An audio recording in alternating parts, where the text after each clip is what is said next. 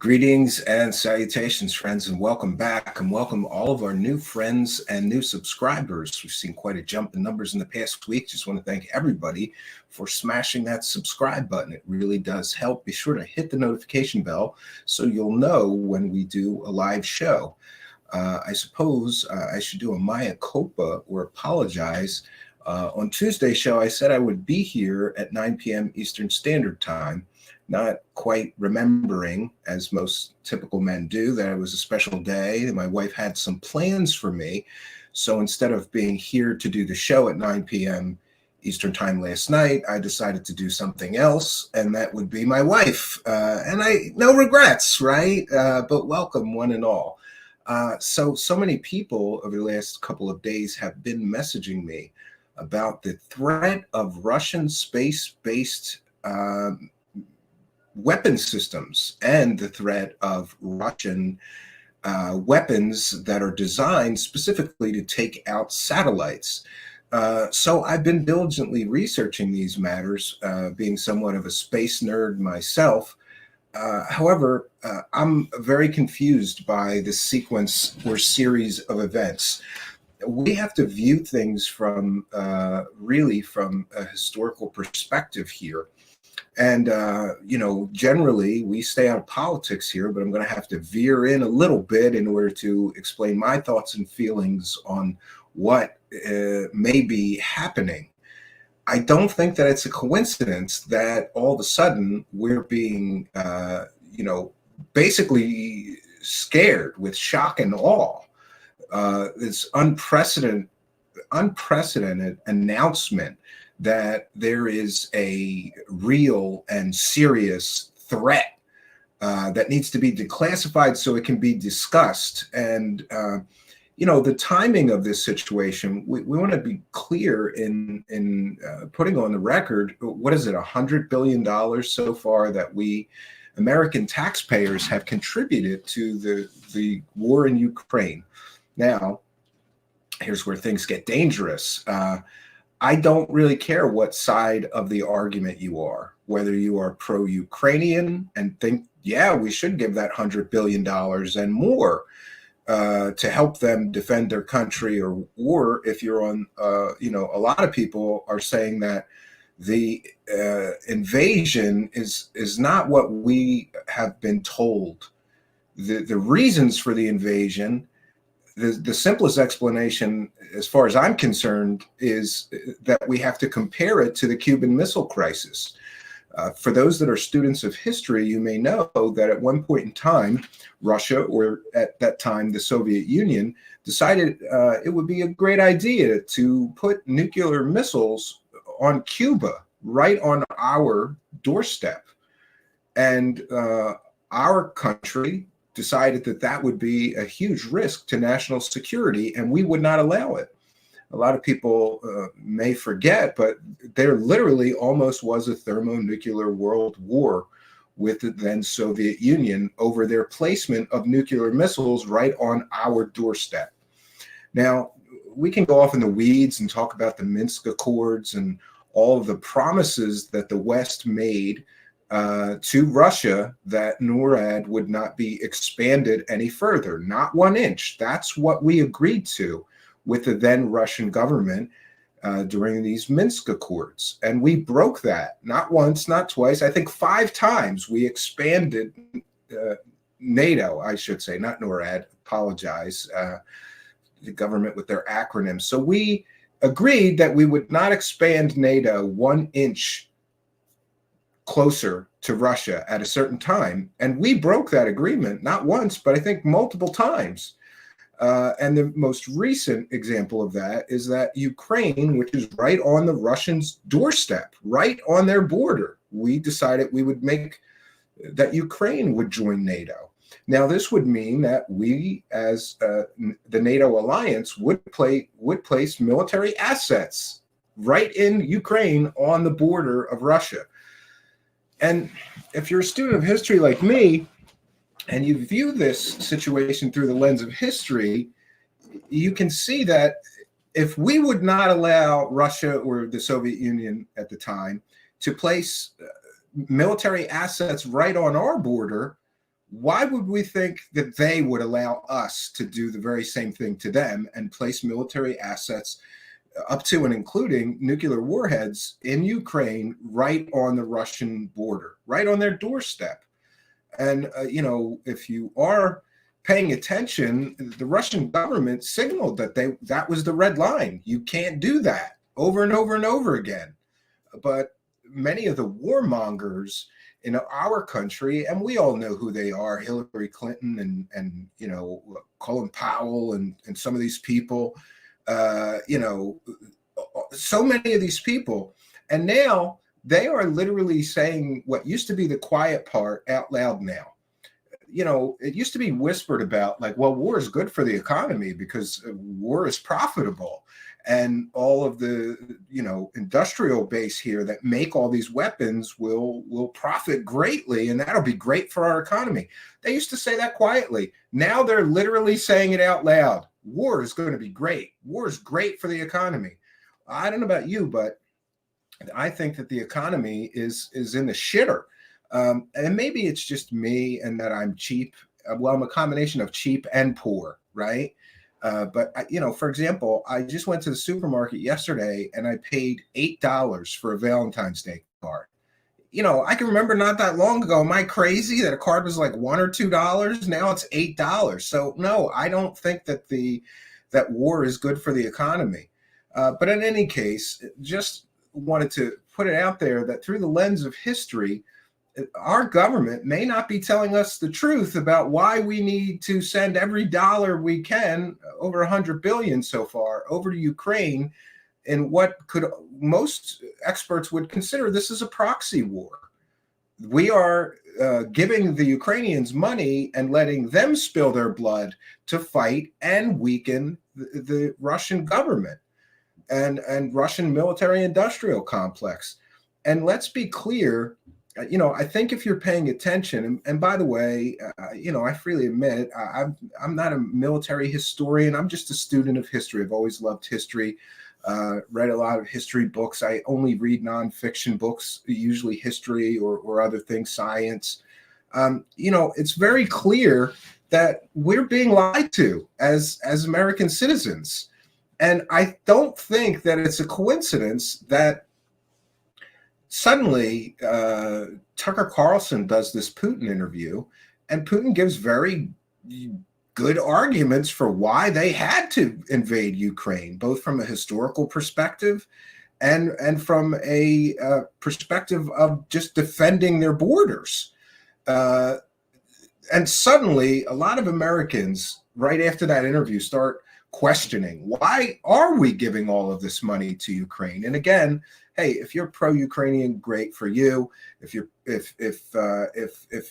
are not, good for you too. But I think we have to be honest in saying that the Ukrainian army has lost hundreds of thousands of troops so far.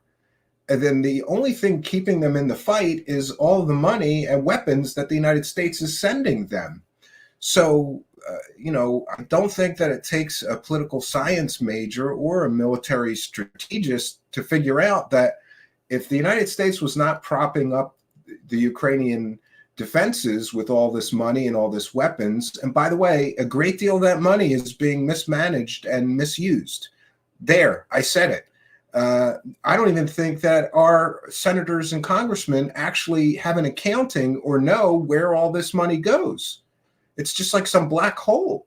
And when you consider all the problems that are going on in our country, the crisis in the border, the homelessness crisis, we've got a fentanyl epidemic. What could that $100 billion have done for our citizenry?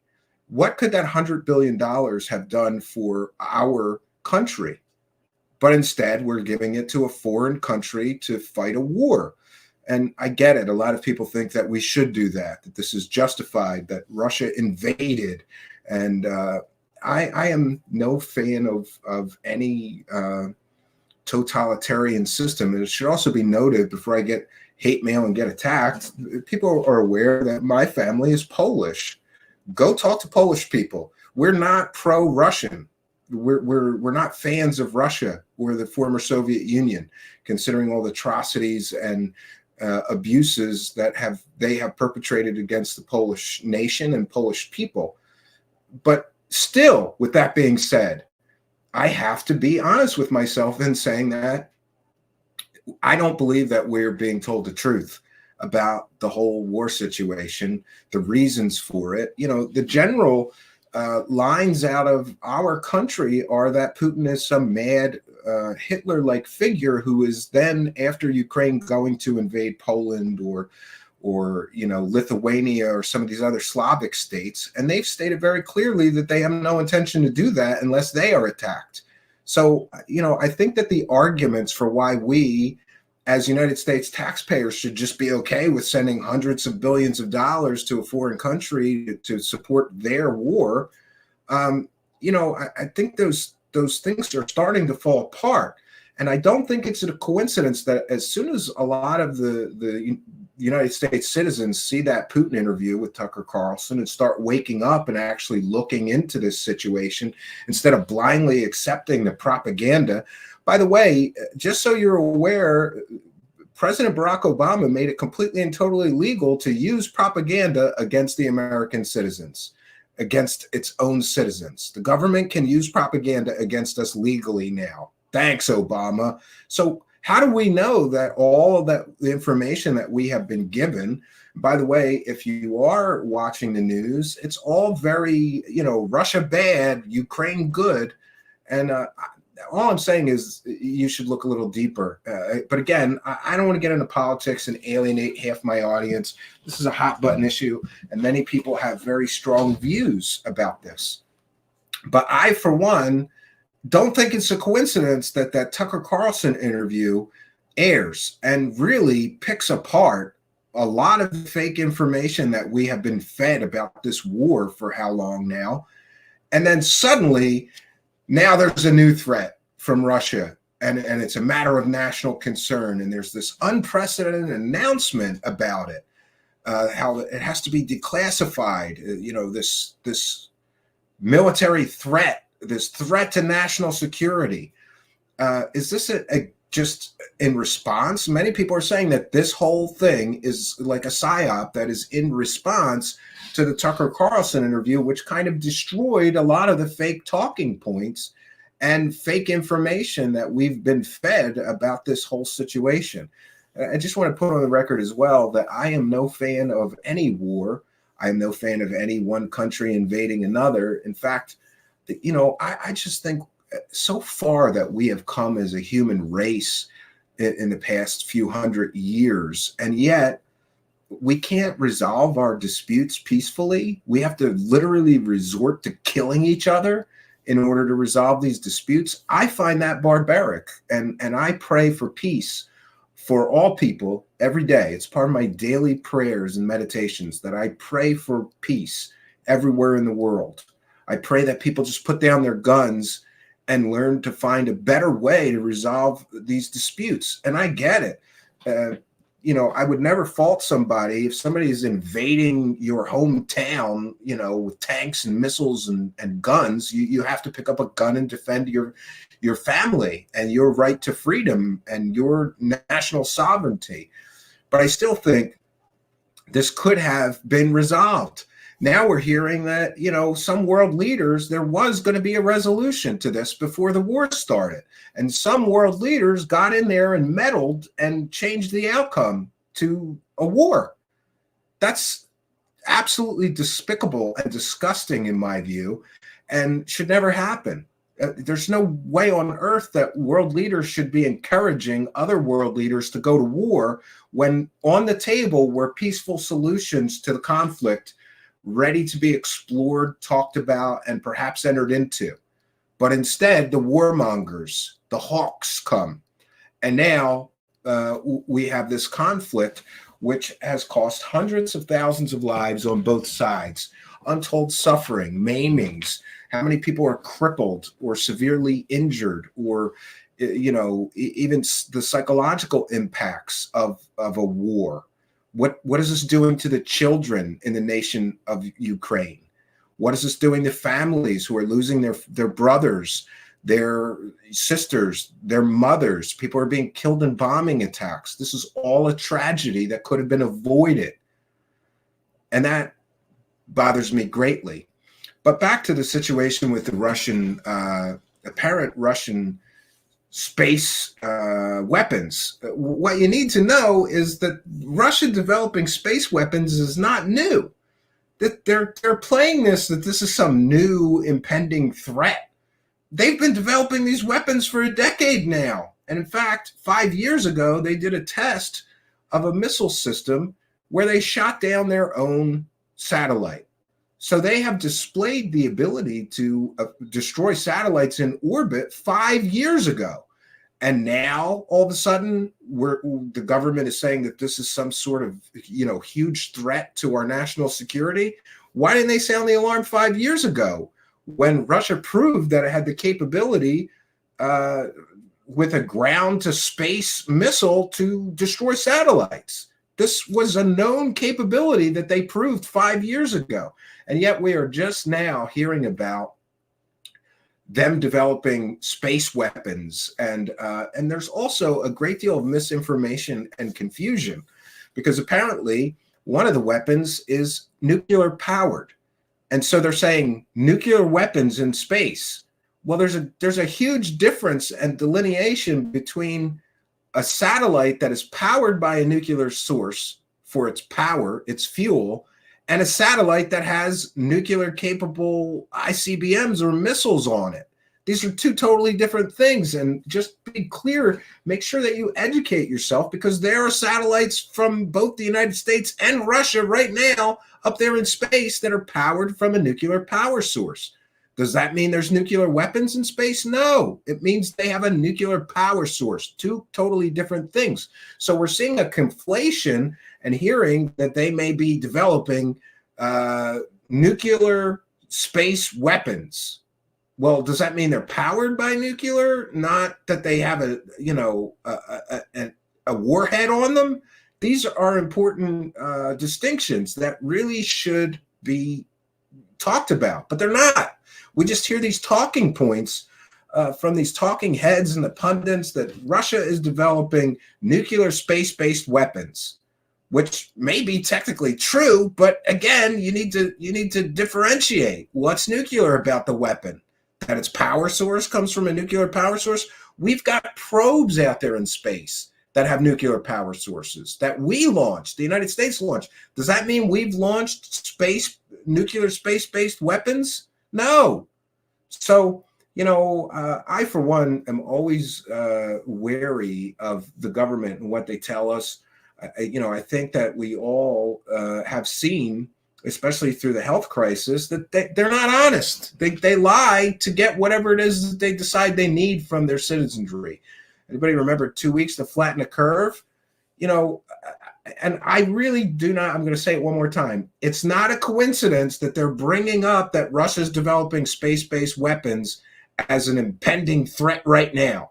They've been doing this for a decade. 5 years ago, they proved they had the capability to shoot a missile from a ground-based system all the way into space and destroy a satellite. Now, it was their own satellite, and we're going to hear more about that later, because that was certainly dangerous, created all this space trash, and endangered the lives of the International Space Station residents. But before we begin, I thought a little bit of a history lesson might be in order, and a little background. And I've just called this The Perilous Orbit, Unveiling the Dangers and Implications of Space-Based Weapons. Space-based weapons represent a controversial frontier in military technology, promising unprecedented capabilities while posing significant risks to global security, stability, and the peaceful exploration of space. It's important to explore the historical context, the technological advancements, and political ramifications surrounding space-based weapon systems. Through an analysis of proposed and realized initiatives, we can explore the multifaceted dangers and socio-political implications of weaponizing space. There is an urgent need for international cooperation and regulation in order to mitigate potential conflicts and safeguard the future of space exploration. Now, my own personal opinion is that space should be free of all weapon systems, but we see that that was a dream of many, including me. For a long time, I had hoped that all the nations of the world, perhaps the United Nations, would get together and put a worldwide ban on space-based weapons. We can see now that's not going to happen. We're already seeing space-based weapons being developed by China, by Russia, and by the United States. Let's be clear, we have the X-37B project. What does that do up there for a year and a half while in orbit? Many people think that the X-37B is actually a satellite killer, but I cannot provide more evidence. These are theories and speculation about what the capabilities of that specific platform is, so take from that what you will. The utilization of space for military purposes has long been the subject of contention, reflecting the dual nature of space as both domain for scientific exploration and a potential arena for strategic competition. As advancements in technology have expanded humanity's reach beyond Earth's atmosphere, the prospect of deploying weapon systems in space has garnered increasing attention from lawmakers, policymakers, military strategists, and the broader international community. If we critically assess the risks associated with space-based weapons, we can draw some insights from historical precedents, contemporary developments, and future projections. The idea of employing space as a platform for military operations dates back to after World War II, when the Cold War era began, when the United States and the Soviet Union engaged in a race for space supremacy. Projects such as the Strategic Defense Initiative, popularly known as Star Wars, epitomized the ambitious efforts to develop space-based missile defense systems capable of intercepting ballistic missiles. Although SDI did not achieve its envisioned objectives and was never put into place, it set a precedent for the militarization of space and stimulated technological innovation in satellite-based surveillance and reconnaissance systems. Now, many people may be curious of what kind of space-based weapons could there be, and the truth is there could be a lot of them. After all, numerous proposals for space-based weapons have emerged over the years, ranging from kinetic bombardment systems to directed energy weapons and even satellite jamming platforms. Now, if we take a moment to think about all of the things that we love and enjoy that are provided by satellites, your phone, your GPS, communication systems, radio, cellular phones, and more, all provided by satellites. So if an adversary of ours were to develop satellite jamming technology, they could literally destroy our ability to communicate in a moment. This, of course, is why space-based weapons could be considered so incredibly dangerous and concerning. Then there is the concept of the rods of God, which involves dropping dense kinetic projectiles from orbit to strike targets on Earth, which would have the destructive force of a nuclear bomb, albeit without the radioactive fallout. While this concept remains largely theoretical, advancements in orbital mechanics and material science, as well as launch technologies such as developed by Elon Musk of SpaceX, have rendered it increasingly feasible in recent years. Another example is the development of anti-satellite weapons, or ASAT weapons, capable of disrupting or destroying adversary satellites, thereby undermining their communication, navigation, and reconnaissance capabilities. China's successful ASAT test way back in 2007. Remember, I keep saying that I think that this recent, oh no, there's an impending threat of space weapons is kind of a joke, because China had a successful test of an ASAT system, or anti-satellite system, in 2007, which resulted in the destruction of one of its own defunct satellites. And this highlighted the growing prowess of spacefaring nations in this domain. Similarly, Russia has demonstrated its proficiency in anti-satellite warfare through the development of co-orbital ASAT systems or anti-satellite systems capable of maneuvering close to enemy satellites. Now, on to the dangers and the implications. What would space-based weapon systems mean to the average human? I believe that the proliferation of space-based weapons poses grave risks to global security and stability, and the potential for conflicts to escalate into catastrophic space warfare. Unlike terrestrial warfare, where the consequences are confined to Earth's surface, hostilities in space could have far-reaching repercussions, including the generation of space debris that threatens the integrity of satellites and spacecraft in orbit, as well as space stations in orbit. Moreover, the weaponization of space undermines the principles of peaceful cooperation enshrined in international treaties such as the Outer Space Treaty of 1967, which prohibits the placement of nuclear weapons and other weapons of mass destruction in orbit. So interestingly, we already have treaties which prohibits the placement of nuclear weapons and other weapons of mass destruction in orbit. Furthermore, the militarization of space would increase tensions and existing geopolitical problems and triggers arms races among spacefaring nations, thereby diverting resources away from peaceful endeavors such as space exploration and scientific research. The reliance on space-based assets for critical functions such as communications, navigation, and surveillance also renders them vulnerable to preemptive strikes, thereby increasing the likelihood of asymmetric conflicts and strategic instability.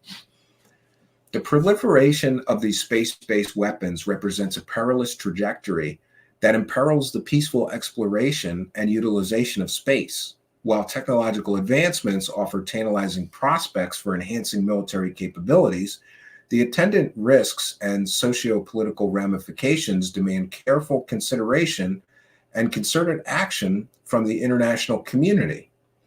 I am still hopeful that the United Nations will step in here and do something about these issues.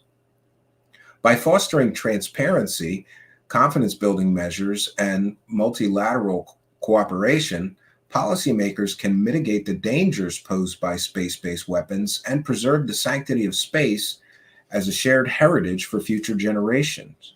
Failure to do so risks perpetuating a new era of conflict and instability in what has been called the final frontier, space. Now, as far as Russia, one of the most prominent examples of Russia's space-based weapons development is its pursuit of these anti-satellite capabilities. Russia has conducted several successful ASAT tests, including the destruction of its own defunct satellites using ground-based missiles and co-orbital kinetic kill vehicles. These demonstrations underscore Russia's proficiency in space warfare and its determination to counter potential adversary space assets. Additionally, Russia has invested in the development of directed energy weapons that could be deployed in space, to disable or destroy enemy satellites. And while details regarding the status and capabilities of these weapon systems remain classified, experts believe that Russia is making significant strides in this field, leveraging its expertise in laser technology and satellite instrumentation. So the old stories of Tesla's death ray could become real. There's a very real danger that these death rays and lasers could be placed in orbit and used as weapon systems, and that would certainly be dangerous. The proliferation of space-based weapons by Russia does pose grave risks to global security and stability. By militarizing space, Russia not only heightens the potential for conflicts to escalate into catastrophic space warfare, but also undermines the principles of peaceful cooperation enshrined in international treaties. The reliance on space-based assets for critical functions that I mentioned before, such as communication, navigation, and surveillance, renders them vulnerable to preemptive strikes by Russia or other spacefaring nations. A disruption or destruction of these assets would have far-reaching consequences, impacting not only military operations, but also civilian infrastructure and global commerce. The development and deployment of space-based weapons by Russia will raise profound implications for global security and stability. As space becomes increasingly contested, the risk of inadvertent escalation and miscalculation grows, heightening the potential for catastrophic conflict in orbit. In other words, we very clearly can see how if there is some conflict in space, what if Russia were to threaten some of our communications or surveillance satellites? Would we just let them destroy those satellites and launch more? Or would we declare war on Russia, which could be extremely dangerous considering their nuclear arsenal? The international community must therefore work together to establish norms of behavior, promote transparency, and prevent the weaponization of space through multilateral agreements and arms control measures. Russia's pursuit of space-based weapons technology does represent a significant escalation in the ongoing militarization of space. However, it's very important to realize that their pursuit of space-based weapons is not at all new. It's not a new or emerging threat. This has been a threat for a decade, or at least 5 years now. So I wonder where were all these intelligence people and policymakers and lawmakers 5 years ago when the threat became crystal clear that they had these capabilities, and they indeed showed with their own tests that they had the capability and technological know-how and resources to literally destroy any satellite of ours that they wished to. The development and deployment of ASAT capabilities, and as well as directed energy weapons, also pose grave risks to global security and stability, threatening to undermine the peaceful exploration and utilization of space. I believe it's imperative that the international community takes concerted action to address these challenges, not just with Russia, but with all nations that seek to develop space-based weapon systems. I believe that we should uphold the principles of peaceful cooperation in space and prevent the weaponization of the final frontier. Failure to do so risks precipitating a new era of conflict and instability, both in space and, more importantly, here on Earth, with far-reaching consequences for humanity's future in the cosmos. So I've got some other things to share with you. We're going to take a moment to welcome in the live chat. Amy Collins is here and says, the 80 Star Wars programs spent billions and they really didn't get much for it, right? ML says 5 years ago, Trump was afraid of Putin because he has photos of Trump. Oh, come on with the golden showers. Really? That was from a fake dossier, right? Yes, I agree.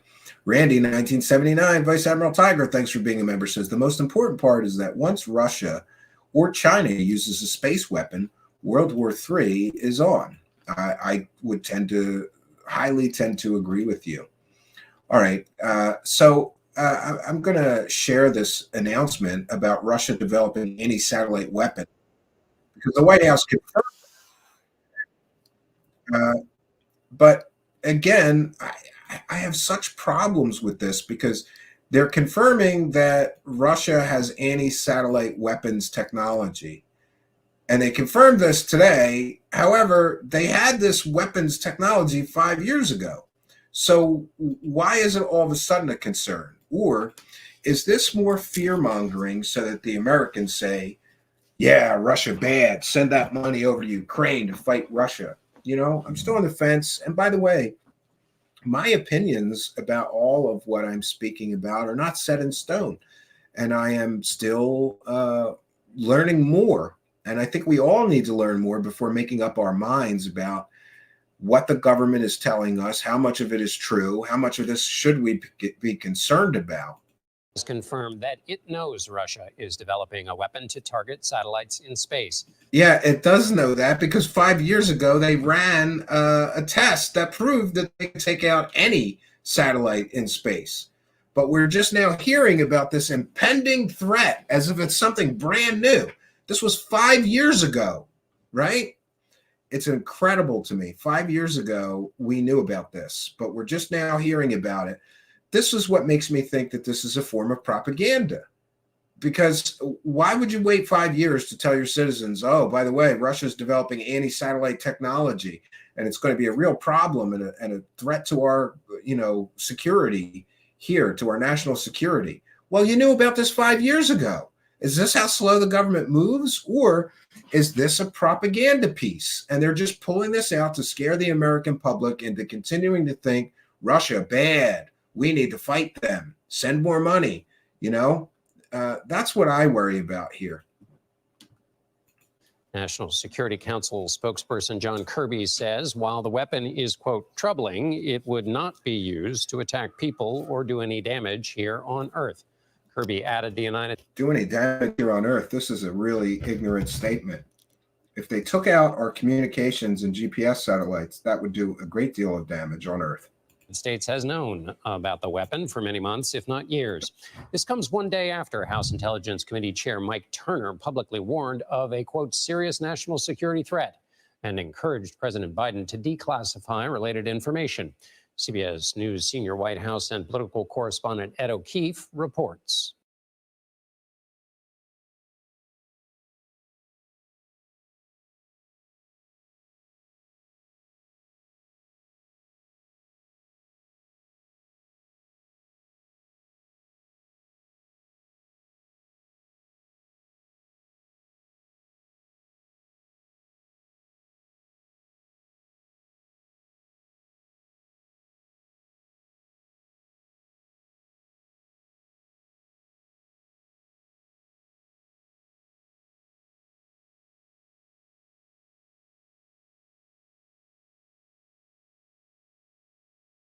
The White House confirms Russia's developing a way to destroy U.S. satellites circling the Earth. Though Russia's pursuit of this particular capability is troubling, there is no immediate threat to anyone's safety. We are not talking about a weapon that can be used to attack human beings or cause physical destruction here on Earth. Is it a nuclear weapon, a nuclear-powered weapon, or a nuclear-capable weapon? I'm not going to be able to go into any more detail. But national security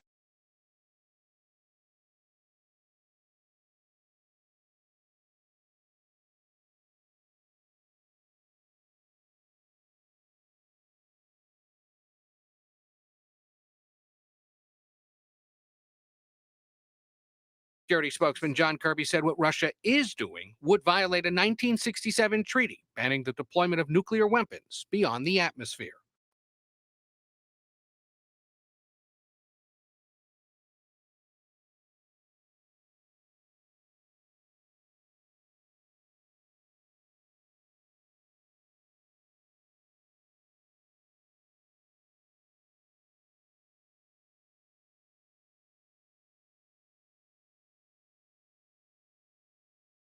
The weaponization of space is a favorite Hollywood plotline. We're concerned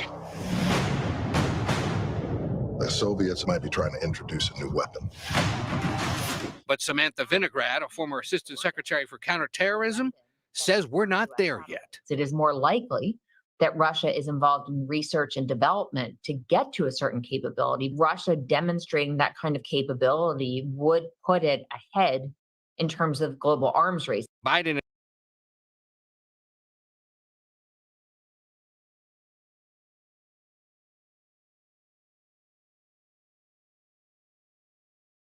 administration officials briefed top House lawmakers behind closed doors today about the emerging threat. They're going to remain in close contact with leaders of Congress on the issue, and it will be dealt with. It was Intelligence Committee Chairman Mike Turner who first revealed it.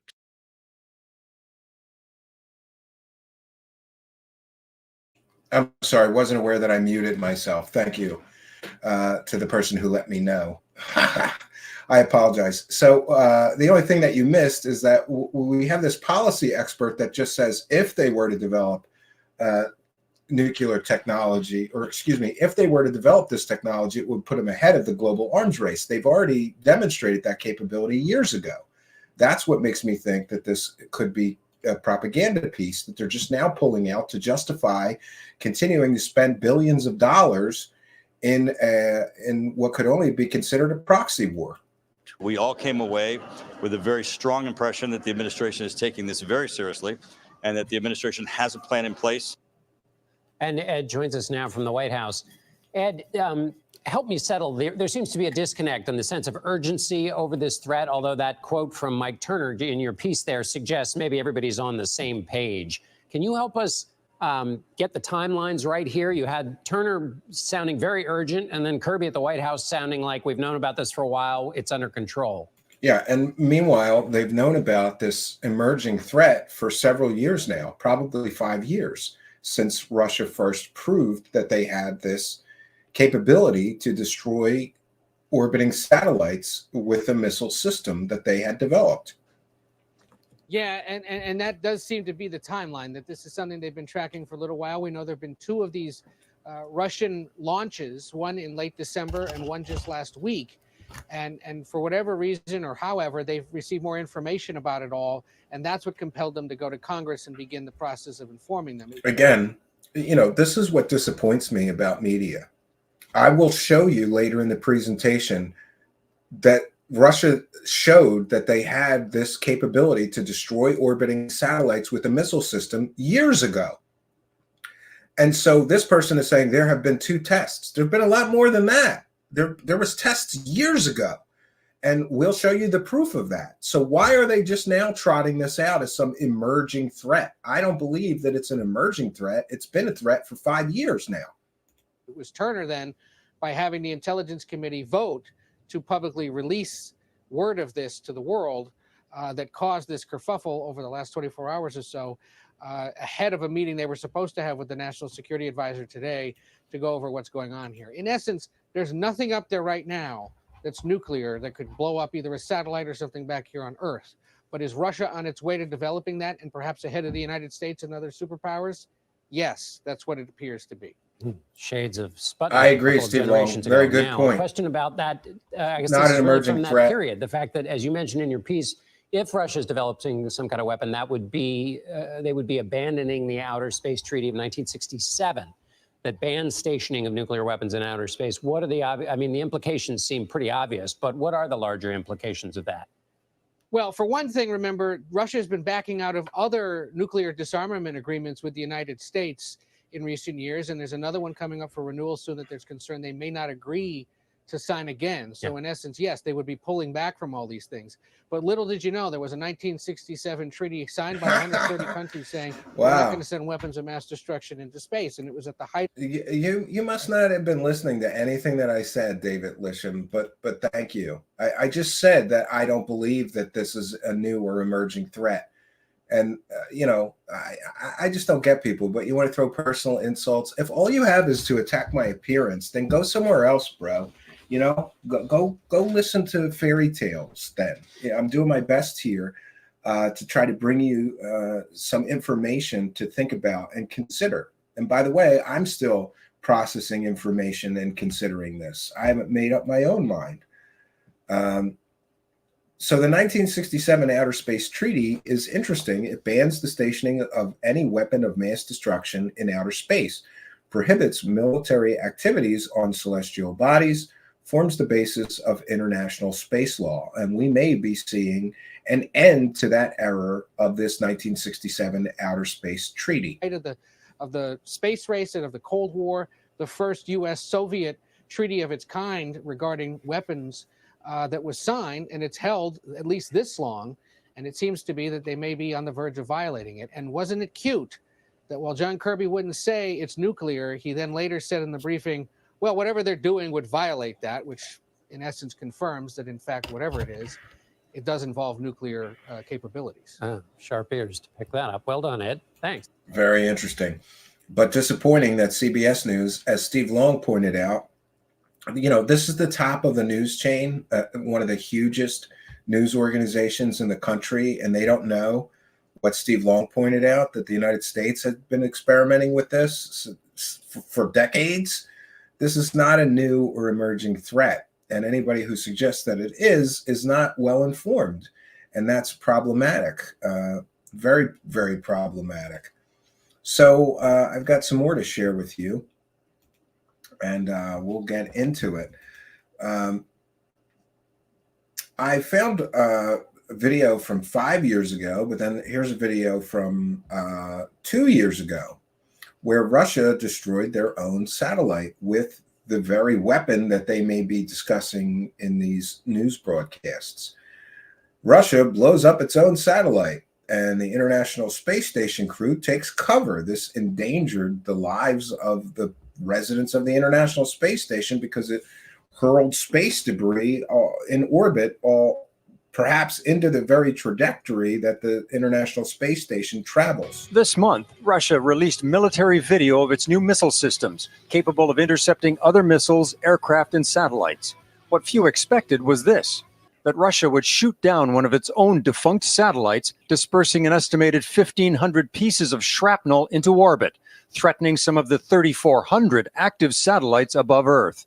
The largest is the International Space Station. The crew of 4 Americans, 2 Russians, and a German were forced to take shelter in their docked space capsules for 2 hours in the event they had to leave suddenly. Washington is furious. Russia's dangerous and irresponsible behavior jeopardizes the long-term sustainability of outer space and clearly demonstrates that Russia's claims of opposing the weaponization of space are disingenuous and hypocritical. Yeah, isn't it interesting? We've developed similar technologies, but when the Russians do it, it's a problem. We've developed similar technology. Russia insists the fragments pose no risk and calls the U.S. criticism hypocritical. Foreign Minister Sergei Lavrov says Russia is prepared to negotiate rules for space and says it's the Americans who are creating an arms race. Around 30,000 space objects, anything larger than an iPhone, are being tracked, with countless smaller pieces speeding around Earth. Yeah, look at that map. That's something else. That's the map of space junk around Earth. I often wonder how anything can survive in that environment, because remember, at the speeds that these objects are going, it's like a projectile. But somehow the satellites and the ISS are able to navigate through this storm of junk and, remain unscathed. Around Earth. The film Gravity dramatized a spacecraft being destroyed by debris from a Russian satellite explosion. In real life, the space station's Canadarm was pierced by debris this year. No serious damage, but proof that the risk is not science fiction. Space watchers are mystified by Russia's actions. This was an explosive event that created debris that affects not just the space station, but many other nations' satellites. And that's the danger, that, you can't just blow up a satellite and know what's going to happen. How big are the debris pieces going to be? How dangerous are those debris pieces going to be if they were to impact, for example, a communication satellite? Would it be big enough debris to cause serious damage, to knock it off its orbit or destroy it, or cause catastrophic damage enough to render it, no longer functioning? These are real concerns. Really, is this how Russia has to get people's attention? Satellites are essential for communications, weather forecasting, and financial and global security. NATO is concerned Russia wants geopolitical leverage in space. To demonstrate that Russia is now developing new weapon systems that can shoot down satellites. Washington says it will work with allies to develop a response. Meantime, the U.S., Russia, and China are all building arsenals of anti-satellite weapons. Yeah, there you go. Russia, the United States, and China are all building arsenals of anti-satellite weapons. But somehow, Russia having that capability is a huge problem, and they're announcing it as a huge risk to our national security. Well, isn't our development of the same weapon systems a risk to Russia's national security? China's national security? Is China's development of those very same weapon systems isn't as an impending of a danger? Like, they're the same weapon systems with the same capabilities, and that capability is the capability of being able to destroy orbiting satellites. So China's doing it, Russia's doing it. Why is Russia a huge threat all of a sudden, but China's not, for the very same weapon systems? Again, it's really confusing that they're trotting this out now. You know, Russia bad, developing these weapons. What about China? They're developing the very same weapon systems. Eric Sorensen, Global News, Toronto. Okay. We'll move on to the next piece that I have to share with you. Yeah, so we've shown you one from 2 years ago. I think it's interesting the way that some of this stuff is being reported, like as if this is some brand new capability, you know, and look at some of these headlines. Russian anti-satellite weapons test dangerous, says U.S. This is more recent, right? National security warning reportedly involves Russian space weapon. Russia's anti-missile test has U.S. fuming. These are not new. These are not new capabilities. These are capabilities that Russia had at least a few years ago, and they demonstrated those capabilities at least a few years ago. So interesting. Here's another piece. I could share with you another piece that is from full on 2 years ago. So I guess most of me is just a little confused, right? Like I'll say it again for probably the fifth time in this broadcast. I don't think it's a coincidence that they are trotting all of this out now. Here's another video from 2 years ago about them developing this exact capability that suddenly we're so worried about. We weren't worried about it 2 years ago. I mean, there was concern for sure, but there wasn't this heightened sense of an impending, you know, we have to declassify this so we can talk about it. And again, this is fair use. This morning, outrage from U.S. officials after Russia carried out a missile test early Monday, firing an anti-satellite missile into space, obliterating one of its own satellites and creating a vast debris field that's now orbiting Earth. The test has so far generated over 1,500 pieces of trackable orbitable debris and hundreds of thousands of pieces of smaller orbital debris that now threaten the interests of all nations. Some of that debris coming dangerously close to the International Space Station. Yeah, and this is something I don't understand. Why would Russia conduct this test with two of their own citizens on board the ISS, knowing that the debris created from such a you know, military action could endanger their own citizens? It seems very reckless to me. Which is currently carrying 4 U.S. astronauts. We were recently informed of a satellite breakup and need to have you guys start reviewing the safe haven procedure. The crew quickly putting on their spacesuits and taking shelter in one of 2 spacecrafts docked at the station, which can return them to Earth during an emergency. It wasn't just Americans taking cover. The ISS is currently home to 2 Russian cosmonauts. The crew. Yeah, so that's interesting. They have 2 of their own citizens on board, and they're endangering the ISS. Sheltering for more than 2 hours until they were finally given the green light. Secretary of State Antony Blinken slamming the Russian missile test, calling it dangerous and irresponsible, and adding that the debris will remain a threat for decades. Just 1 week ago, the space station was forced to fire its thrusters to dodge debris from a similar anti-satellite missile test, which China carried out back in 2007. So there you have China carried out a similar weapons test in 2007. And again, now all of a sudden this is a problem. And why isn't the Chinese capability a big problem? Do we have to declassify the Chinese, the intelligence information about the Chinese weaponization of space? No, only the Russian weaponization of space. You know, again, I just think that this is a propaganda piece that's being pushed on the American public so that we continue to think Russia bad, send money to Ukraine. And officials also say the debris field from the Russian missile test could also endanger the Chinese space station, which is now home to 3 astronauts. Trevor? Beta Bube, thank you. Hi, everyone. George Stephanopoulos here. Thanks for checking out the ABC News YouTube channel. Okay, well, that's it for that.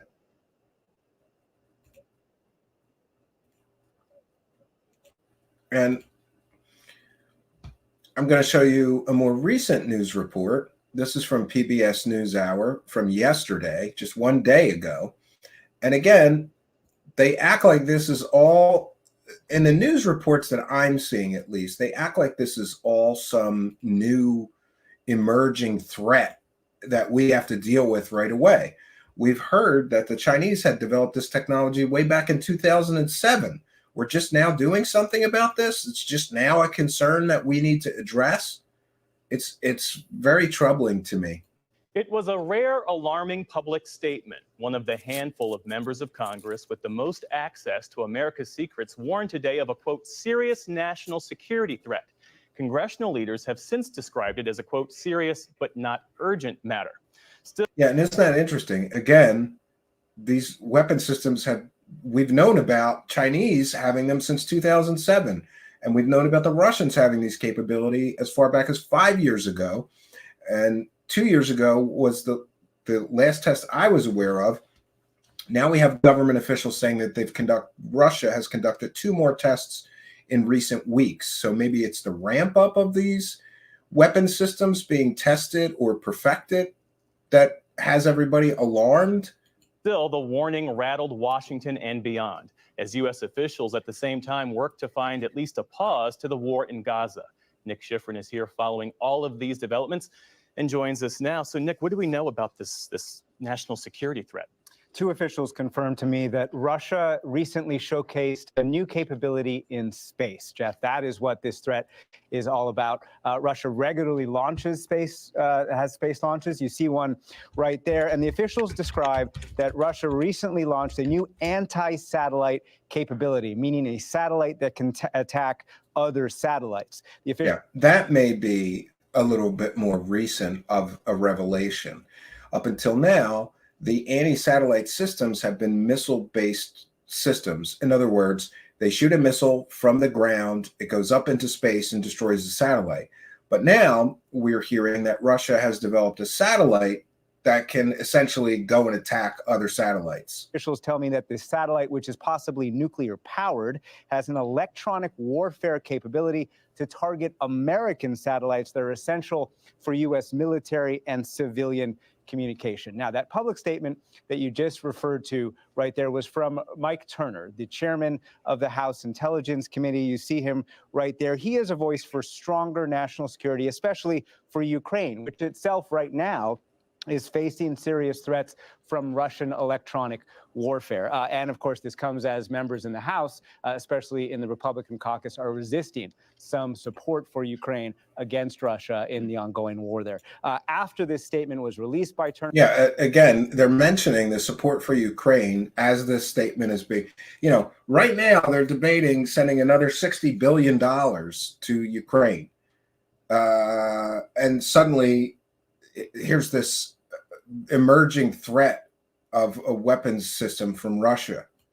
Jake Sullivan, the National Security Advisor, acknowledged that he was actually supposed to brief Turner and others tomorrow about this matter. The intelligence committees had this intelligence about 2 to 3 weeks ago, according to the officials I speak to, and they say that while it is very, very important, it is not in any way imminent, as we heard Speaker of the House Mike Johnson admit today. Last month, I sent a letter to the White House requesting a meeting with the president to discuss a serious national security issue that is classified. I want to assure the American people. Yeah, I love how it's classified. It's supposed to be classified, but the media leaks exactly what the weapon system is about, whose weapon system it is. This is all supposed to be classified information, but it all conveniently leaks to all members of the media within hours of this announcement. I don't think that's a coincidence, not to get too conspiratorial here. Well, there's no need for public alarm. We are going to work together to address this matter, as we do all sensitive matters that are classified. And beyond that, I'm not at liberty to disclose classified information and really can't say much more. No public alarm, Jeff, but clearly a concern that the U.S. has had for a long time about Russia's anti-satellite capabilities is clearly much higher with this new capability. All right, well, let's shift our focus to the Israel-Hamas war, which you're also tracking. All right, we're going to stop it there. I've got something else to share with you that is also of interest, I believe, because in this next piece I will share with you, again, citing fair use, this is transformative work. We are educating the public. This is, again, from CBS News. How would Russia's anti-satellite space weapon work? So again, it's so funny to me. This is all supposed to be classified, but we're going to hear the lurid details in full detail about what has these lawmakers so concerned. The United States has been tracking Russia's development of a nuclear-capable anti-satellite weapon in space. The White House has not confirmed if the weapon would have nuclear capabilities, but a spokesman did say it would not be used against humans nor cause physical destruction on Earth. Secretary of State Antony Blinken reiterated on Thursday the threat is not imminent. This is not an active capability, but it is a potential one that we're taking very, very seriously. Again, why didn't they take it seriously in 2007 or 5 years ago or 2 years ago? Is it just a development of a satellite, an orbital-based platform that can attack other satellites that has them so concerned? I guess that would be fair. Maybe they weren't so concerned about these missile-based systems because they had their own missile-based satellite weapon systems in development. But we, to the best of my knowledge, have not developed orbital weapon systems capable of attacking or destroying foreign adversaries' satellite systems. The president's focus, President Biden's focus, and maybe Russia has, is on the security of the United States and its people. Let's bring in Dr. Francesca Giovannini. She is executive director of the Project on Managing the Atom at the Harvard Belford Center. Let's start with just, are you surprised by this information? Did we know that the Russians were up there with this kind of capability before? Help us understand what seems to be new within the context of what we already knew. John, thank you much for having me, and I think this is exactly the right question to begin with. We should be clear that we knew that the Russians were working on a wide range of capabilities. In fact, if you probably remember, in 2018, President Putin, during a press conference, actually described a series of these new capabilities, and he even showed this scenario where one of these exotic weapons were going to target President Trump, Mar-a-Lago, Florida residents. Yeah, that's pretty crazy. So we've always known that the Russians were experimenting with things. In 2019, they've actually tried to test a nuclear-powered long-range cruise missile, which actually ended up in a catastrophic accident. So this does not catch us very much by surprise. Of course, there are a lot of... If it doesn't catch us by surprise, again, why the sudden concern? Questions about what this capability will do. And so we need to be cautious and attentive to track the trajectory of this capability, but it doesn't come as a surprise to the community. And so, Doctor, give us a sense of the range of possible things that freedom-loving people should be worried about in terms of what their possible capability could be up there in space. Well, so let me say that there are two scenarios. Yesterday we were talking and focusing a lot on what to me was the wrong description, which was a nuclear weapon in space. A nuclear weapon in space does very little. First of all, it's a major violation of the Outer Space Treaty. Yeah, at least she's acknowledging there's a conflation of two different things. Nuclear-powered systems versus nuclear weapons-capable systems. But also, the Russians don't need nuclear weapons to destroy American satellites. And American satellites are fundamental for American citizens' lifestyle. If you think about the GPS, if you think about your communication platforms, your systems, everything relies today on satellites. And so being able to degrade or destroy satellites has both military and civilian implications, especially for American society and American defense. We are not talking about a nuclear weapon in space. This would not constitute a major technological breakthrough for the Russians. Again, if they wanted to target American satellites, they would do it easily with ballistic missiles. Yeah, conventional ballistic missiles would be more than enough to destroy a satellite system. You don't need, it's like going hunting with a grenade launcher. It would be overkill. I think what we are talking about here is actually probably a little bit more disturbing, which is a nuclear-powered anti-satellite jammer system. And it is important to make the difference. And your Dr. Richard talked about nuclear capable. It doesn't mean that this system will carry nuclear weapons, but it means it will be powered by nuclear fission. And that's the distinction. And there's a reason that people use nuclear power in space-based systems. It's because they can run for 75 or 100 years. I talked about these nuclear power systems with Stanton Friedman, who was fascinated by these little power plants that they would put in something like the Voyager spacecraft and long-range space probes. They can run for hundreds of years with no additional input of any sort of fuel or power. And this is important because an anti-satellite technology that is powered by nuclear fission would have a much larger range. So you'd be able to cover a much larger volume of space. It will be able to target and disrupt more satellites at once, and it would actually be able to last longer in effect. It could last hundreds of years in effect. Yeah. So again, we are not talking about nuclear weapons that would fall from the sky to destroy Washington or New York, but we might see a potential disruption of our communication capabilities. And that, in my view, is actually quite important. Wow. And so would that mean that the intelligence that they might be concerned about would be that they have such a satellite powered by nuclear fission, or is it fusion? You can correct me. Or that it is somehow more operational than they might previously have thought? So, to be honest, the nuclear power anti-satellite technology is not really new. I think No, we've been using those nuclear power systems since the 70s, to my knowledge. it will be interesting to see at what level the Russians decide to develop and test the system. I think the intelligence right now is probably asking a couple of questions. One is, what is the degree of development of this program? And also, what other technologies the Russians are developing in parallel? And let's also remember that the Russians have always sought the competition in space as their vital asset. The Russians believe to have an edge technologically in space. And that can be argued. Remember, the Russians had the first satellite in orbit. The Russians had the first man in space.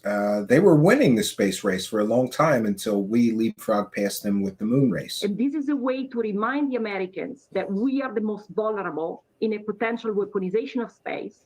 This is a way, in my view, to instill fear, not only in the military, but also in the American citizens. And so quickly, Doctor, I could carry on this conversation all night, but very quickly, what then can be done to counter this capability? Does the U.S. or anybody else have any answer to answer this possible advancement in Russian technology? John, two very important points. One is, let me tell you, there is a reason why the U.S. established a U.S. Space Force precisely to counterattack and counter-respond to these new threats. Second, in April 2022, the Americans launched a moratorium against anti-satellite technology that countries should take very, very seriously. And the final point is resilience. The Americans are now building way more hardened satellites that could be able somehow to be better protected. But of course, this is a work in progress. Yeah, there we have it. So interesting. And I have one more thing to share with you. But before we do that, we want to thank some kind and generous benefactors. Matthew A. with a kind and generous $2.99 Australian says it's about weakening Russia. 30K Russian loss, Navy. Yeah, a lot of people think that this whole situation with sending all of this money over to Ukraine is our intent is to just weaken the Russian military, to weaken their economy, all of these sanctions against Russia. It's very troubling, but we thank you for your kindness, generosity, and support of the show. Thank you for helping us to praise the cash. Praise the cash, praise the cash, praise the cash. And then we've got High Speed Chase with a kind and generous $2 super chat who says directed energy weapons. It's terrible. Well, that's the last piece of my presentation. And thank you for being a member, and thank you for helping us to praise the cash. For those unaware, we read every single super chat. Praise the cash, praise the cash, praise the cash. And we thank you all for your kindness, generosity, and support. I've got just one more thing to share with you. If you thought I try to avoid things to worry about that I can't do anything about. And I don't think any of us can do anything about the development of space-based weapon systems, though it should be a cause for concern, because it's not only that they could knock out our communication and our navigation capabilities, our internet. There's also long been a theory that the Russians were developing EMP technology that could be space-based. In other words, they could launch a small-scale nuclear device over population areas of the United States, but explode them a few miles above the surface. And this would create an electromagnetic pulse that could destroy our entire electrical infrastructure. And for those unaware, I don't want to get too much into prepping and my personal beliefs. I think you should have 6 months of food on hand for your family just in case of emergencies. It's just, me being a cautious father and husband. But if there was a space-based weapon system that could deploy an EMP over a major United States city, that city's power would be gone for 6 months to a year. And as most people are painfully unaware, there's only 3 days worth of food in an average supermarket. No power means no refrigeration, which means no food. And also an EMP would take out most vehicle systems. A lot of people aren't aware of that, but all of this computerization in vehicles has led to a severe vulnerability, because if an EMP were to strike near your vehicle or anywhere near your vehicle won't function, which means there could be no shipments of food into those cities or areas affected by an EMP blast. But equally troubling are that there are many theoretical weapon systems in development for space-based weapon systems that use laser technology or laser weapons in space. I found an interesting video on that, which I will share with you now. This is explaining laser weapons in space combat. So this is pretty interesting. And again, this is fair use. We're educating the public. We'll be critiquing this video as we're sharing it and talking about it with Hello our live everybody, audience. and welcome back to Space Doc. I'm Hujuana, and today we are returning to the wonderful world of realistic spacecraft weapon systems with a look at lasers. We've already covered kinetics, missiles and nukes, so go check out those cool videos if you haven't already, and subscribe now for a future video on particle beams. As you may already know, LASER is an acronym standing for Light Amplification by Stimulated Emission of Radiation. This means you put photons into a gain medium, which excites the atoms in it, which then emits more photons identical to the original one. All these photons are bounced back and forth between mirrors, making even more photons, but one of the mirrors is partially transparent and lets out some of them in the form of a laser beam. This photon copy-pasting that goes on is what makes lasers better than normal light, which is messy, goes in all sorts of directions, and is made of all sorts of frequencies mixed together. Laser light is none of those things, and Yeah, and it's interesting that the world of science fiction and laser-based weapons is quickly becoming reality. The United States military is heavily invested in laser-based systems, and some laser-based weapon systems are already starting to appear on, for example, Navy ships and aircraft. Interesting that the age of science fiction is slowly upon us. instead has three special qualities. It is coherent, where different parts of the beam are all related, monochromatic, it's all the same wavelength, and collimated, all going in the same direction. It is also possible to combine multiple smaller lasers into one larger one, with every sub-laser having a very slightly different frequency so that they don't all interfere with each other. The reason you'd even bother doing this is that making one big laser is more difficult than just combining 100 smaller ones together. There's a lot of types of laser generators. They are very complex things with significant variations in technologies and capabilities, but we can simplify things down to those most applicable for weapons, chemical and electric. Electric lasers can be run indefinitely if they have the electrical energy they need fed to them, as they tend to use gain mediums that aren't used up when fired.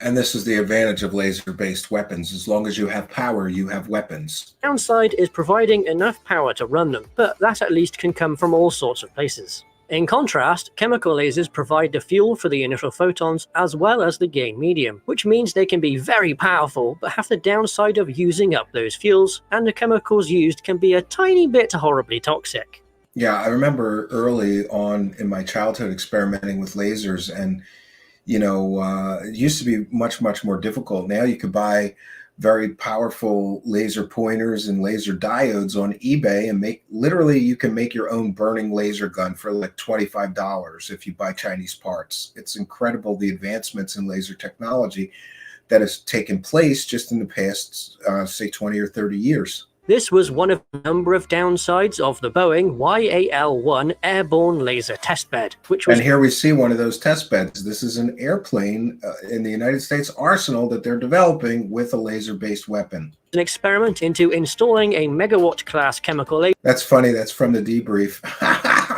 Trash organization, but sometimes they have some decent information. Into a 747 for use against ballistic missiles. Unfortunately, while it looks incredibly cool, it wasn't very practical, as the laser would need refueling more often than the jet would, and it used a very fun mixture of chlorine, iodine, hydrogen peroxide, and potassium hydroxide. Yeah, and this is the downside to to chemical-based lasers. There's two forms generally of lasers: chemical-based lasers and just electrically powered lasers that don't require additional input of further chemicals. It seems to me that the ones that require the addition of chemicals are certainly more powerful, but it comes at a cost, and that is that you have to constantly be fueling them with these elements or additional chemicals. Aircraft would also need to be fairly close to the missiles it was supposed to be shooting down as they launched, which isn't ideal for a defense system. There was a follow-on concept that was intended to have longer range thanks to being put on an aircraft flying significantly higher. This would have put the beam above more of the atmosphere, which does all sorts of things to lasers that reduces their power. Along the range of typical lasers, there are certain wavelengths of light that are absorbed far less, but there's also some that have such high frequencies they are relegated to vacuum use only.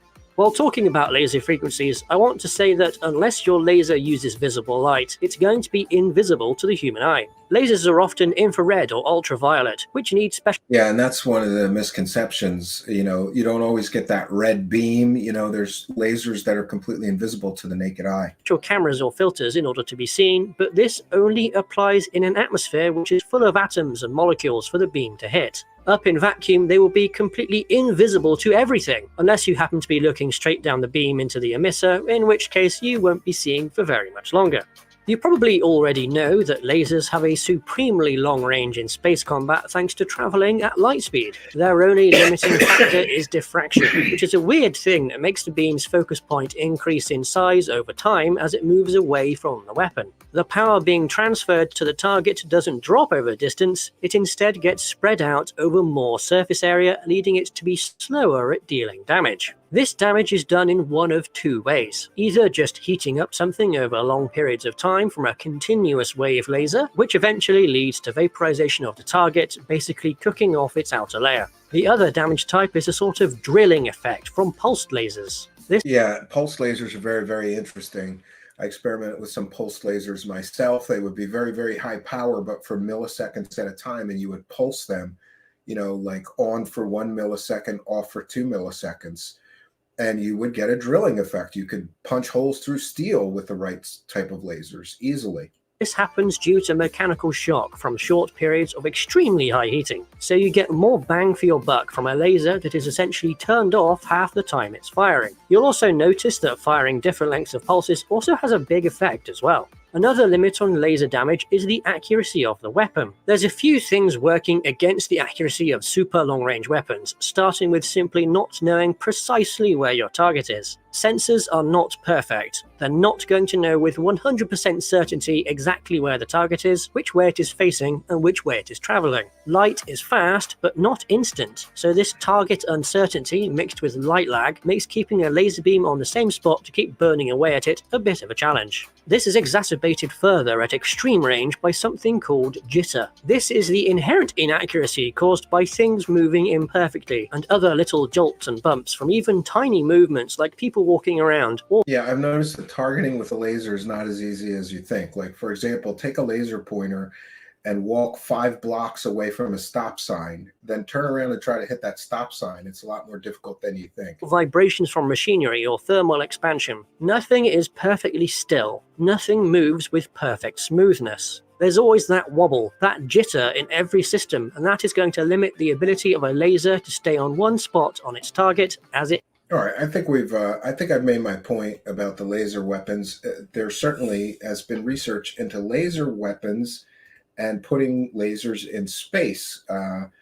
There have also long been conspiracy land rumors that there are already energy or laser-based weapons in space where they could assassinate a human from anywhere they were on Earth in an instant. And some of these things are a little far-fetched. Certainly, you would need a satellite in the right place.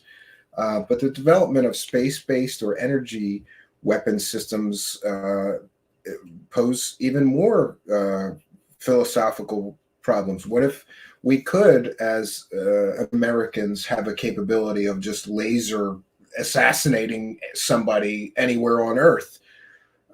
Certainly a great deal of things to think about.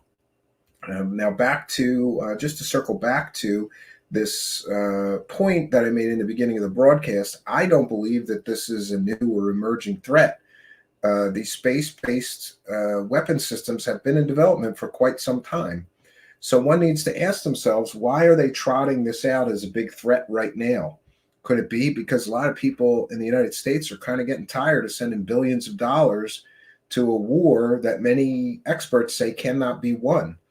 I'm not sure the exact numbers, but I do know that Russia has millions of troops in reserve that they haven't sent into Ukraine. And Ukraine does not have millions of troops available to defend Ukraine. Many of the experts that I have listened to, and you're free to do your own research. I'm not here to persuade you or make up your mind, but many military experts really have said that this is a foregone conclusion. All we are doing by shoveling billions of dollars more to Ukraine is ensuring the death of perhaps hundreds of thousands of more Ukrainians before an inevitable victory by the Russians, no matter how much money that we send. It should also be noted that the industrial capability of Russia is often overlooked or undervalued. They have the ability to produce artillery shells and ammunition at a far greater pace than us here in the United States. And isn't it interesting that we've sent so many weapons and so much ammunition that there are literally reports of, United States military units having little or no ammunition or capability because we've sent so much to the Ukrainians. And I get this is all very complex issue. I, for one, just pray for peace on both sides. I hope that a peaceful solution can be reached both in Gaza and Israel and in Ukraine and Russia. War is literally, to me, war is hell on earth. Imagine just being involved in a situation where you're trying to kill as many of the so-called enemy as you can by whatever means necessary. And we have seen a great deal of tragedies throughout both these conflicts. We're seeing cluster bombs, and we're seeing, people are talking about, oh, these are targeted strikes. It's not a targeted strike if you're blowing up a whole village, or doing what used to be called carpet bombing, where you just bomb an entire area to kill as many people as possible. You can't possibly do that and not be hitting innocent civilians who are just trying to live and survive in their homes. I've been trying to just actively stay away from some of the news because it is certainly upsetting to me. And also, maybe it's just me, but this constant media coverage and fear mongering, it becomes a source of anxiety for me. And I don't know about the rest of you, but I certainly feel like I have enough to worry about. I'm a husband, I'm a father, a provider, there's things I have to do. And am I supposed to worry about space weapons now? I'd rather not. But I have zero confidence in my government's ability to do something about this. After all, we don't even have a border right now. So what are they going to do about space-based weapons? Probably spend billions of dollars for some kind of countermeasures. That's my guess. That's my goal. That's what I believe their goal will be. More funding. So let me know in the comments or in the live chat, what did you think of tonight's presentation? I think we're going to wrap it up there, but I do have more time to share with you. So we will take some comments and questions from the live chat. Please put them in all capital letters. Yes, the DJ 808 says, I don't care what happens. It's out of my control. Yeah. Yes, Why Fool says, I've seen drone footage. It's bad. Yeah, war is horrific to me. It just appears to be so barbaric to me. Like, why can't these people get in a room and learn to compromise and not kill hundreds of... Do we really have to kill hundreds of thousands of people to settle this? I really get that. Smith, thank you for being a member, says, good show, fairly presented, and not an easy topic to discuss in the USA. Well, I'm sure I'm going to get hate mail either way. Some people truly believe that we should send every penny that we can to help the Ukrainians. And while I feel for the Ukrainians, I also feel like they are being used by the United States government in what can only be what could be called a proxy war. We're sending the money, but they're spilling the blood. And that's really not fair, especially if there could have been a peaceful solution to that conflict before it began, but some, geopolitical warmongers decided to intervene and force Zelensky into this conflict for whatever reasons. Ardent Paranormal reminding everybody, put all comments and questions for Stephen in all caps. It really does help. Wise Monkey says, do you think Lewis' book at $19.99 from All Good Retailers is a bargain? Beats Greer's $5,000 Truth? No. Is the book out? I had not heard that the book is out. And it's going to be $20. Well, he'll get my $20 just so I could rip it apart. And by the way, while we're on that subject, we have more confirmation that David Grush is being influenced by... somebody just sent me one of the videos that we've already shared tonight, but thank you. I guess great minds think alike. Interesting that there has been a confirmation that Lou Elizondo is now signing off on Dave Grush's claims, which would mean that he kept all the stuff about the alien bodies and the alien crash retrievals to himself all this time. And just so happened to confirm his claims recently. So why did he hold back that information for years and years and years? And remember, we've got Brian Bender saying that Elizondo groomed Grush for his role. Stephen Greenstreet at Middle of Mayhem shared this today. Congressman Eric Burleson says he met with Lou Elizondo and that Elizondo claims the same things as UFO whistleblower Dave Grush. Mr. Greenstreet says, and I agree with him on this is a giant red flag to anyone who's been paying attention. My New York Post reporting revealed that Elizondo and Grush are part of a dubious religious UFO group that has infiltrated the U.S. government and duped Congress into hunting aliens that aren't there. Elizondo's UFO claims have long been debunked as false, but he continues to be considered a prophet of sorts by UFO believers. Congressman Burleson, who is active in a crusade for Christ, has stated multiple times that he thinks UFOs could be angels or messengers of God. I'm continually flabbergasted at how this UFO religion continues to put U.S. government leaders completely under their spell with baseless tall tales about aliens. I'm even more flabbergasted that the mainstream news media continues to allow them to do it without criticism or inquiry. And here is what Eric Burleson said. We did have Lou Elizondo today, and it was really good. What they presented is very similar to what David Grush was presenting. So, again, same group of wackadoos. It's the same group of... Grush is right in there with the same group of wackadoos. And Eric Burleson, I'm going to call his office and ask him if he's an idiot or his staff members are idiots. Why would you waste time talking to a guy who was part of what has been described as a techno scam that defrauded investors out of millions of dollars, for promises of alien bullshit, and also lied to the New York Times about running a Pentagon UFO program. Why are members of my American government wasting their time talking to lying scammers? I don't understand it. Alleged lying scammers, let's put it that way. I don't understand it. I don't understand why anybody would listen to Lou Elizondo, who it is clear lied to the New York Times about running a funded Pentagon UFO program for 10 years. He lied to TTSA investors, right? TTSA promised everybody a spaceship. They collected $2 million, no spaceship, and could be under SEC investigation for securities and exchange fraud, allegedly, according to some news reports. So I'm just at a loss, and it's so funny to me that Dave Grush is literally telling the same stories, and now Lou Elizondo is telling the same stories. So where's the 40 first-hand witnesses? When are we going to get that? Or are we just going to get more of this circle jerk nonsense where these wackadoos like Dave Grush, Gary Nolan, Jacques Vallée, Hal Puthoff, Eric Davis just circle jerk each other off and influence lawmakers to waste time, resources, and money on their wackadoo UFO belief systems? It's ridiculous to me.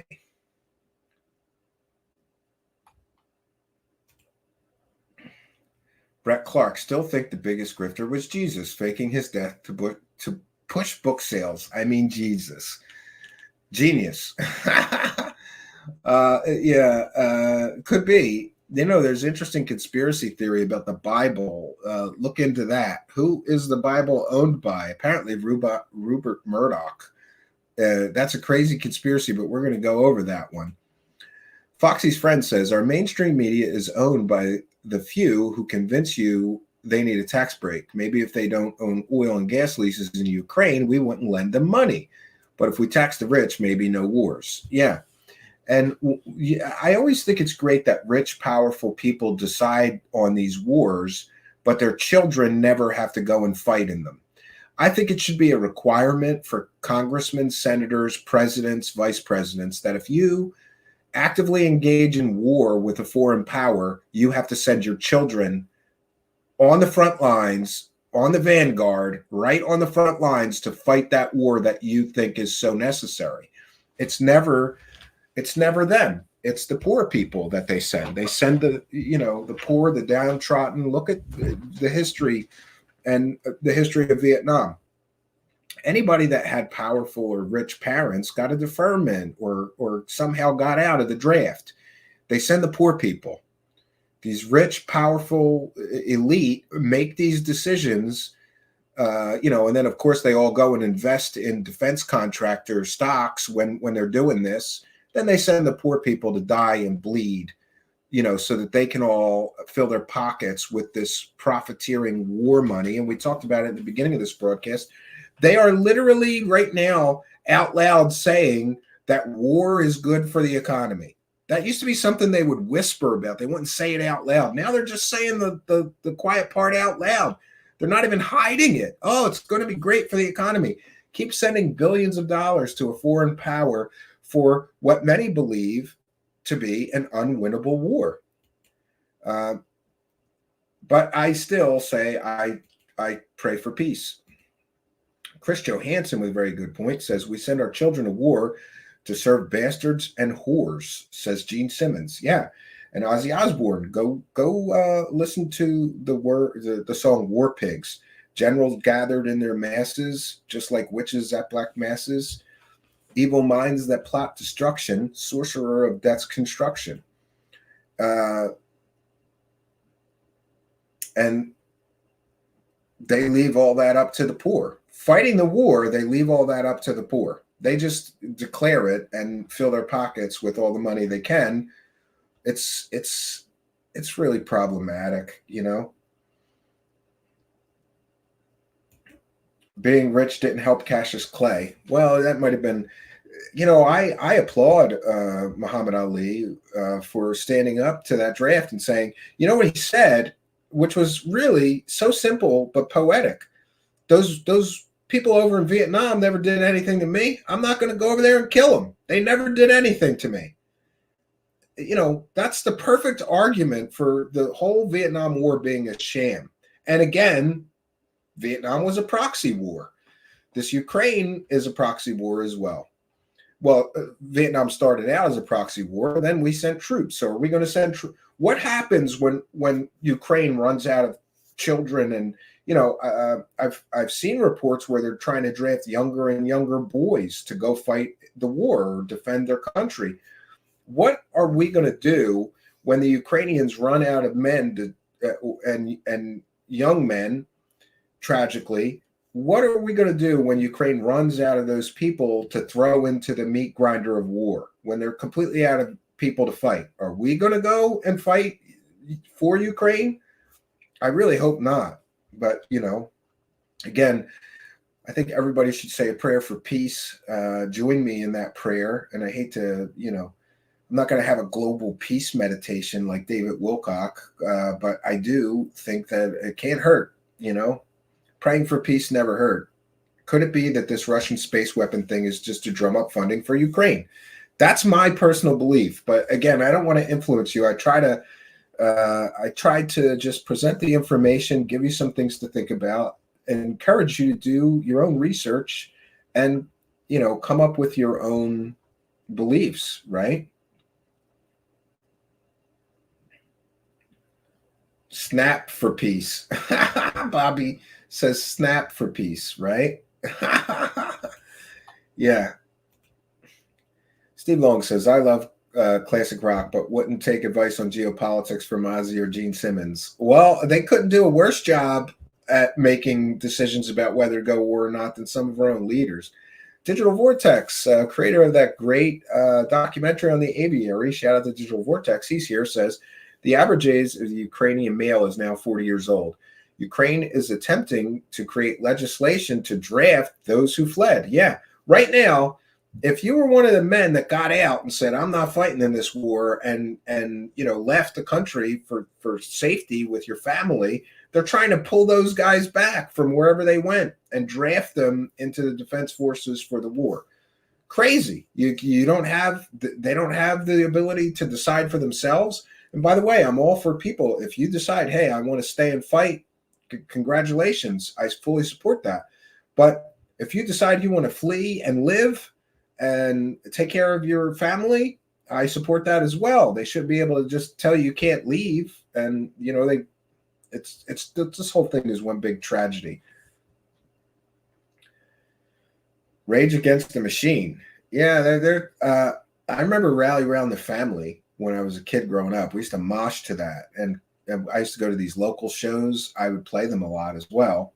And my friend's band used to cover that song, Rally Around the Family with a Pocket Full of Shells. And that would be a real lit mosh pit, right? Yeah, this DJ 808 says, we are possibly in hell when I think about it. What could be worse in hell than the things that happen every minute of every day? Yeah, it's really a tragic world lately. And I don't know. Like I said, all I do is pray for peace. So listen, we have done our due diligence for today. I will be back tomorrow, I think, but don't hold me to that. There's one more live show for the week. We want to thank all of you kind and generous benefactors, as well as thank all of you people who've been watching these shorts. Do you know we got something crazy like, I don't even know, 50 or 100,000 views from the shorts that we've been posting. So make sure you check out our new short section from the main channel here. Just scroll down. It's at the bottom, a whole section of shorts. We've posted 35 of them so far. Turns out to be a lot easier than I thought. I know, and I apologize. People have been telling me to make these shorts forever. I just didn't want one more task for the show to do, but I see that it's very effective. We have gotten 640 subscribers in the past 28 days or 30 days. And that is ridiculous. It appears to me that the shorts, if nothing else, do encourage people. You know, they listen for a minute, and if they like it, they click over to the channel, and some of them are subscribing. So welcome all of you who came here from the shorts.